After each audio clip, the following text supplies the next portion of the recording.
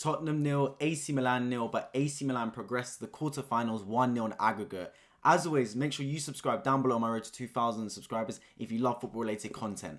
I'm not a Tottenham fan, but I'd be absolutely seething if I was one. What was that performance? Tottenham came out today knowing they had to win after that first leg being 1-0 down, and they played with the handbrake up. Typical Tottenham Hotspur. They go into the game and they still never really looked like they wanted to score. That was a performance of a team that wanted their manager out. Zero urgency, zero instinct to try and take a foothold in the game, and they just let the game pass them by, and they got exactly what they deserved, crashing out of the Champions League and making sure that they will go another season without winning a trophy for the Tottenham faithful, which are craving any type of trophy, man.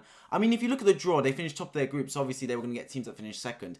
AC Milan, they won Serie A last season, and they're still a decent team, but it's not that same team that's won from last season. There's still flaws in that side. Tottenham really and truly were favourites going into the two legs, and they've let their whole fan base down. We know their form hasn't been the greatest going into this game, but you're at home, it's only a 1-0 down deficit, there's no away goals.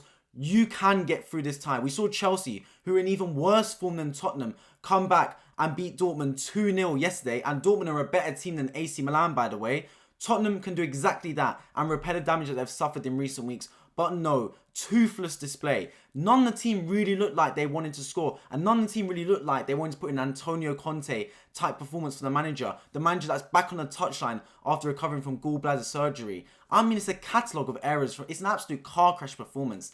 Let's start from the fact that AC Milan look more dangerous. How is it when you need to recover the lead, the team that are actually coming here to defend the lead look more dangerous? On the counter, AC Milan were creating chances.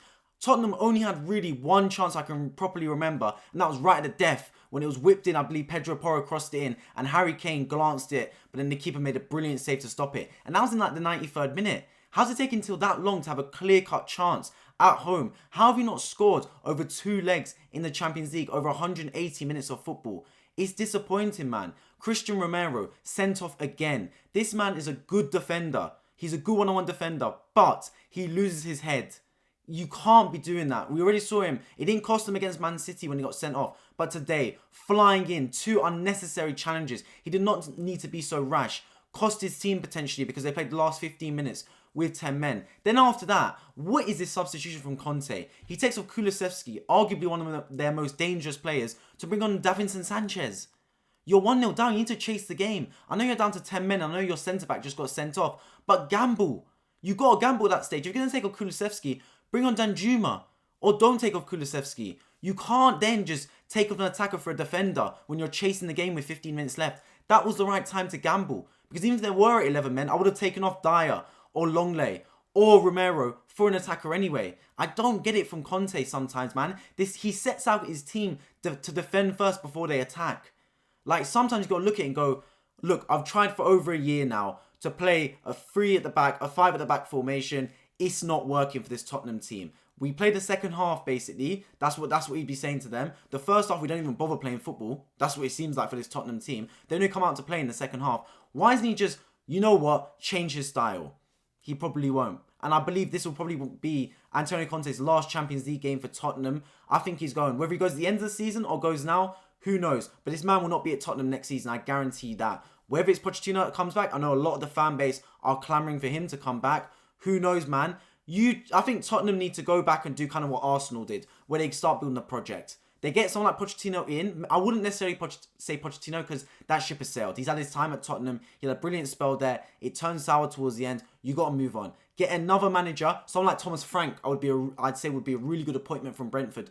Whether he would like to come mid-season, I doubt, but you never know. Get someone like that in and start to build another project at Tottenham. You got some good players in there, some good young players, man, and you need to start playing an attractive style of football. I mean, this Tottenham fan base have had their eyes completely bleached with the defensive, fossil football that they've displayed throughout this whole season, the last 2 seasons now. If you're going to play this type of football that Antonio Conte plays, where it's defensive, it's kind of a game where it's a war of attrition. They're not showing free-flowing football. It's ugly at times. You need to bring trophies. because fans can't tolerate that. They can only tolerate ugly, disgusting football if you're winning trophies. But if you're playing bad football and you're not winning trophies, that's a recipe for disaster. And for me, I think they need to revert to form and go back to how Tottenham were playing back in the day when they were playing actually exciting football. They still weren't winning trophies, but at least the fans were excited to go watch Tottenham games. I know a lot of Tottenham fans, and they are not excited to watch their team play right now.